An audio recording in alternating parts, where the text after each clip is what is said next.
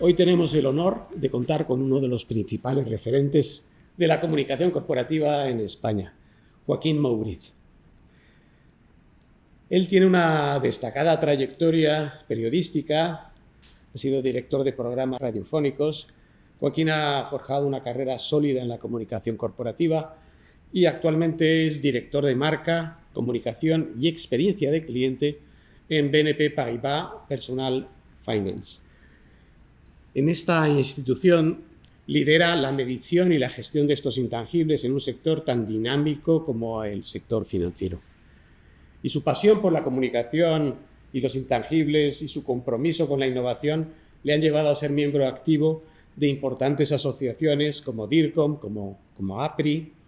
Además, Joaquín también ha desempeñado un papel fundamental en la formación de nuevos profesionales, también desde su labor académica, en instituciones de prestigio como el IE Business School, la Escuela Europea de Negocios, donde incluso ejerció como director académico de un programa de comunicación corporativa. Y hoy hablaremos con Joaquín sobre los desafíos y las oportunidades en el ámbito de la comunicación corporativa, la importancia de la reputación y su visión sobre el rol de las empresas en un entorno tan cambiante como el actual. Joaquín, es un honor darte la bienvenida a Una Cuestión de Reputación. Muchísimas gracias y hago una advertencia a la audiencia, y es que estamos grabando este podcast en el centro de Madrid y por lo tanto en algún momento tendremos ruidos de ambulancias, pero eso no va a perturbar nuestra conversación, seguro. Pues en primer lugar, que las sirenas no sean de bomberos, que eso sería más dramático. Y por supuesto, gracias a vosotros, y el honor indudablemente es mío en estar aquí en Corporate Excellence, faltaría más. Muy bien, Joaquín, pues vamos a aprender juntos contigo. Desde tu posición como director de marca, comunicación y experiencia de cliente en BNP Paribas, ¿cómo manejas los desafíos de comunicar efectivamente en un sector tan regulado y a la vez tan competitivo? Buena pregunta, sí, para empezar está bien. Vamos a ver.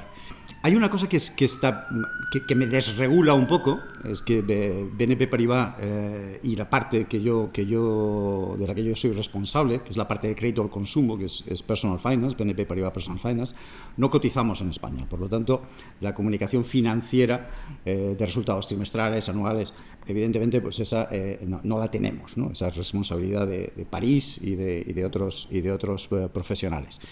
Pero sí que es verdad que es un sector competitivo y es un sector evidentemente muy regulado.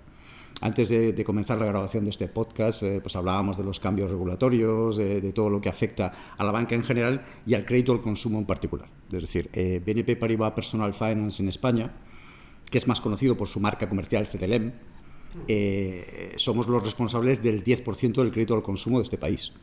Por lo tanto, muchísimos de los que nos están escuchando pues habrán financiado un coche, un teléfono móvil, una bicicleta, sus placas solares o la reforma de su cocina con nosotros a lo largo de camino de 36 años que tiene Personal Finance en España.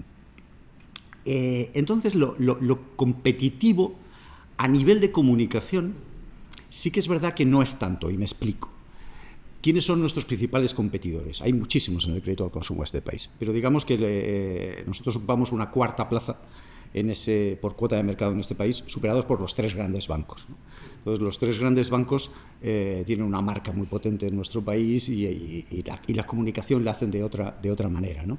Digamos que sus divisiones de crédito al consumo no tienen esa necesidad que podemos tener nosotros, ¿no? Aparte, BNP Paribas en España no tiene sucursales bancarias a pie de calle, por lo tanto la notoriedad de marca es inferior. Obviamente, aunque todo el mundo se acuerda de nosotros cuando ve el tenis, y Rafa Nadal tenía la costumbre de ganar sistemáticamente Roland Garros y eso nos daba una visibilidad fantástica y maravillosa, ¿no? Bien, bromas aparte, todos lamentamos la retirada de Rafa. Nosotros tenemos una cosa que nos hace tener una potencia en PR muy fuerte, que es el Observatorio CTLM. El Observatorio CTLM nace en Francia en el año 83 y se lleva publicando en España desde el año 97. Son múltiples estudios, no os voy a aburrir. El que esté interesado solo tiene que buscar la página web del Observatorio CTLM y son de libre descarga. ¿Qué es lo que hacemos? Analizamos los hábitos y tendencias de los consumidores. Esto es muy importante y tiene un doble valor añadido. Por un lado, para negocio, puesto que los equipos comerciales pueden compartir con los partners muchos estudios que hacemos a medida, y un dueño de un concesionario de automóvil puede saber qué es lo que le pasa por la cabeza a la persona que está entrando en el concesionario para comprarle un coche, ¿no?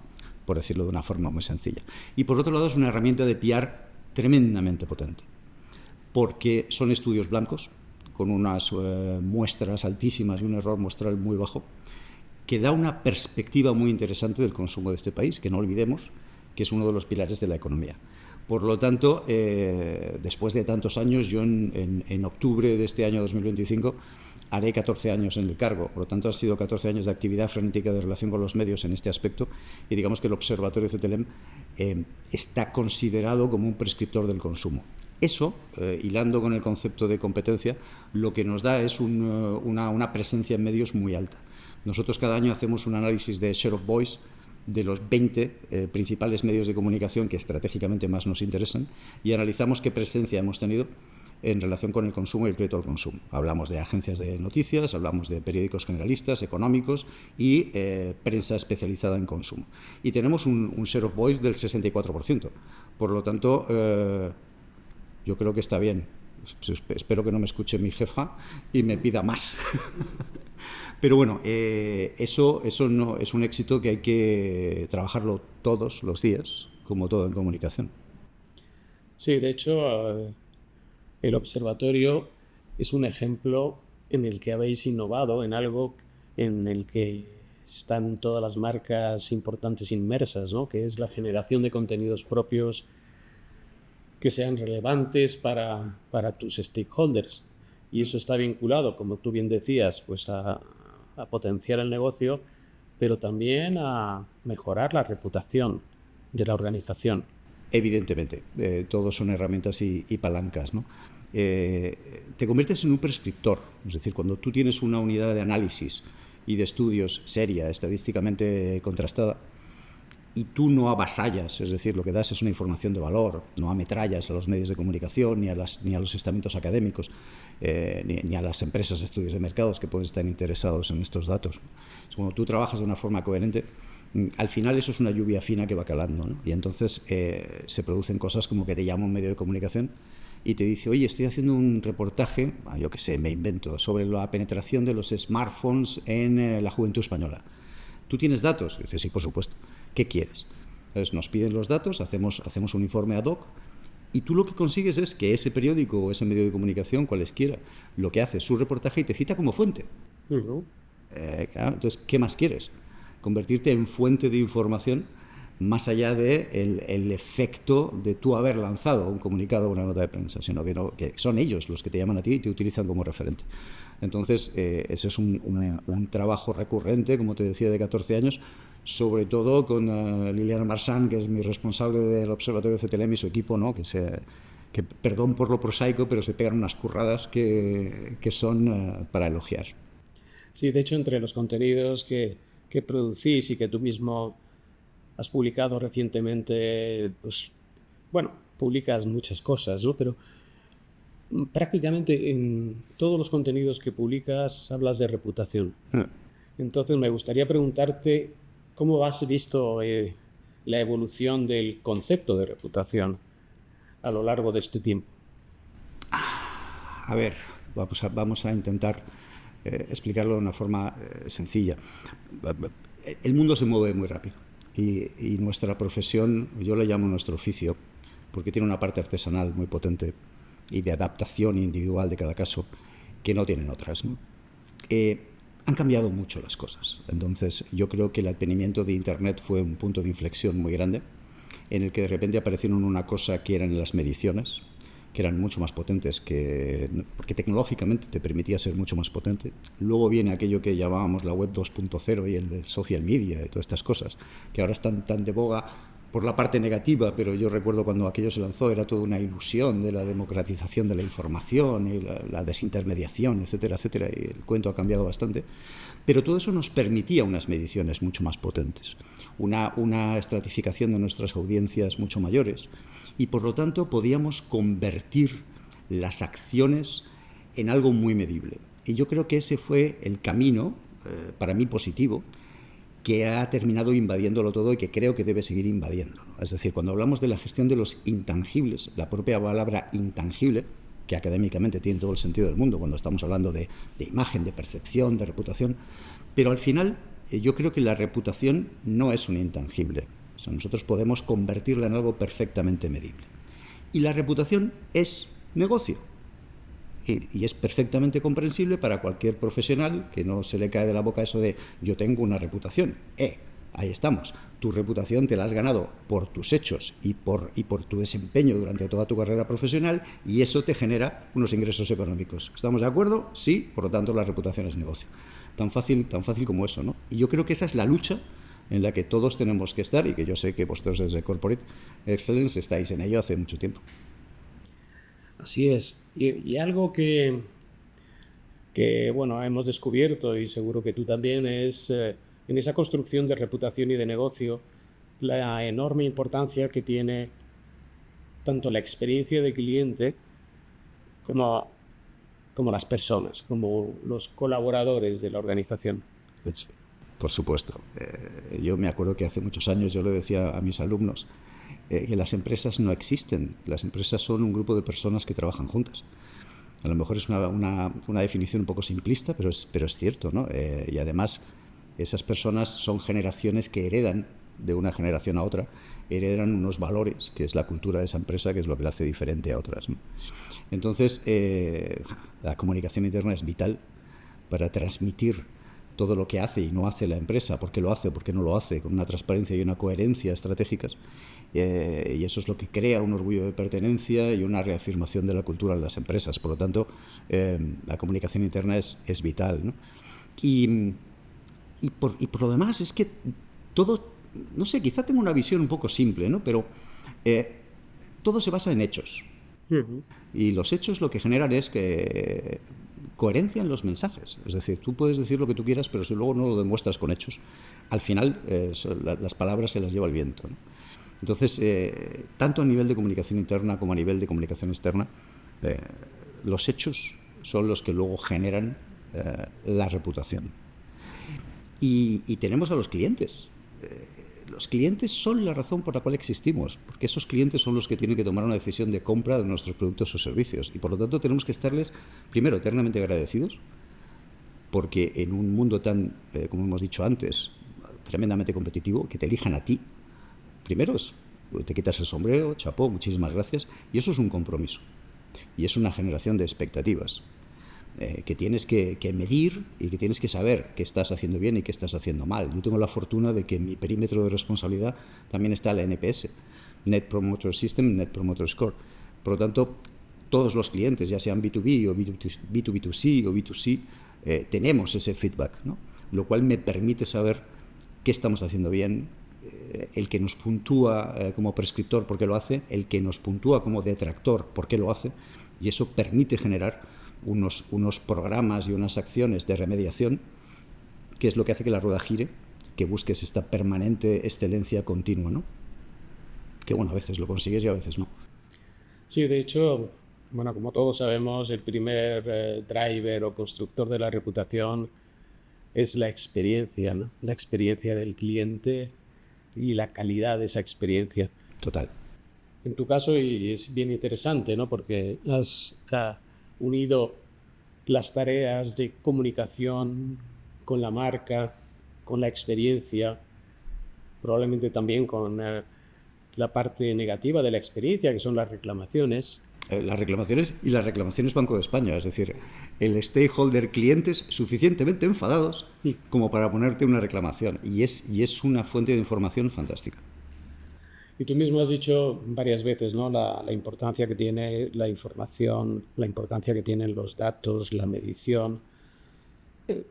Y tú estás en el comité de dirección. Entonces, desde esta posición, ¿qué recomendarías para poder consolidar estos indicadores que no son financieros, ¿no? Como la reputación, la fortaleza de la marca, la satisfacción o la buena experiencia de los clientes, para que estos indicadores llamados no financieros estén presentes en la toma de decisiones de un comité directivo?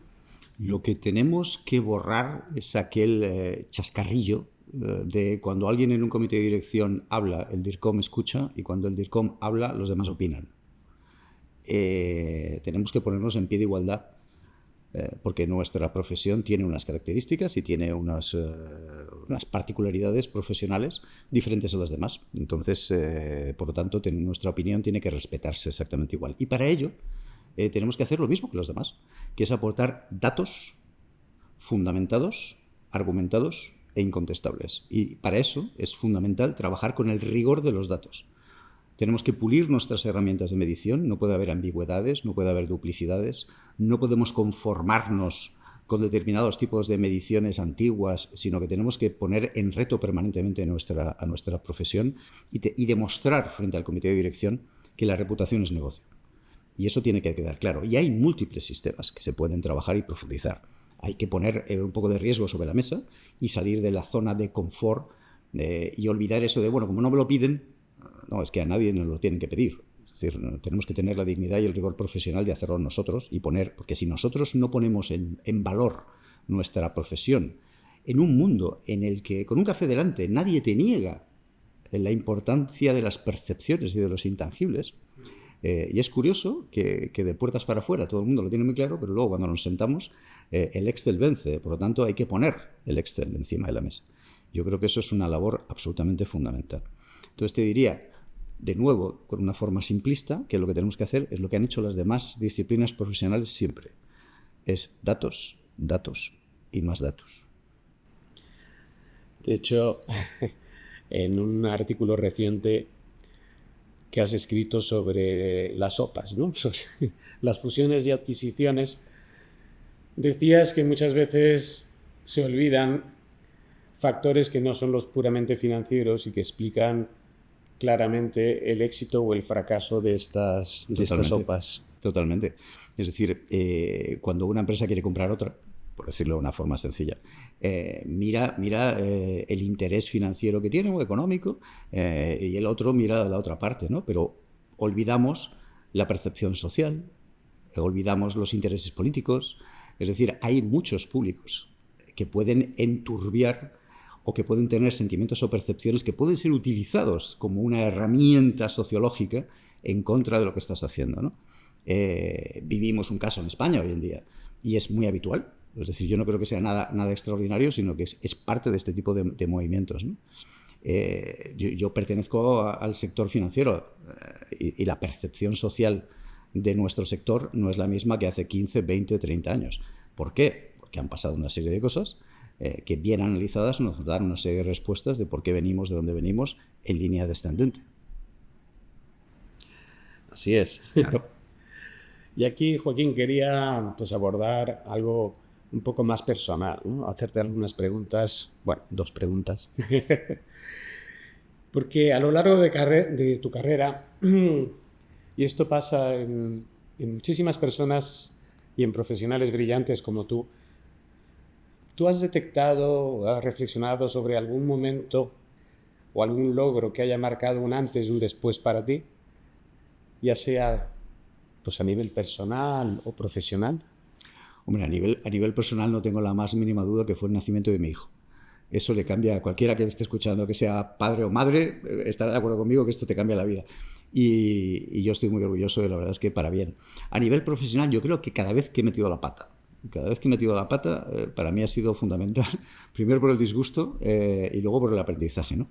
Y por último te diría, cuando yo entré en BNP Paribas Personal Finance hace ya camino de 14 años, era un reto porque teníamos que construir absolutamente todo de cero, una empresa 100% B2B, que no había trabajado la comunicación corporativa, no existía una dirección de comunicación. O sea, se hacían cosas de comunicación interna en recursos humanos, pero no había una profesionalización de la comunicación.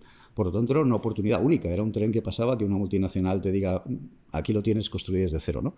Y es una historia muy bonita de 14 años en que miras atrás y te da vértigo de todo lo que se ha hecho.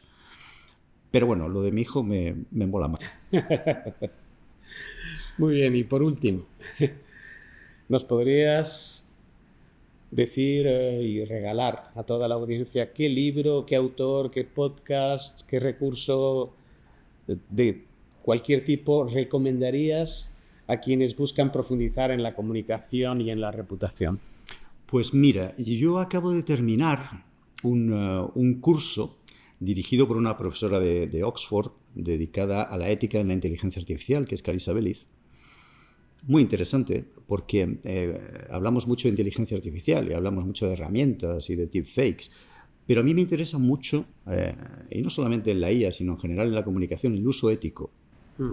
El cómo estamos usando las herramientas y qué hay detrás. Y entonces yo recomendaría un libro de Carissa Belliz que se llama La privacidad es poder, que no solamente toca el tema de los datos, muy en línea con redes sociales, con Internet y con toda la coyuntura que vivimos hoy en día. Así que ahí lo dejo. Bueno, Joaquín, muchísimas gracias. La verdad es que ha sido enormemente enriquecedor hablar contigo y doy las gracias en nombre de nuestra audiencia, ¿cómo no? Pues, te repito que el encantado soy yo y cuando tú quieras y como tú quieras. Aquí estoy. Muchas gracias. A ti. Has escuchado otro episodio de Una Cuestión de Reputación. ¿Quieres formar parte de la revolución de los intangibles? Descubre cómo unirte a la Fundación en nuestra web www.corporateexcellence.org. Te esperamos en el próximo episodio para más aprendizaje, innovación y contribución al mundo empresarial.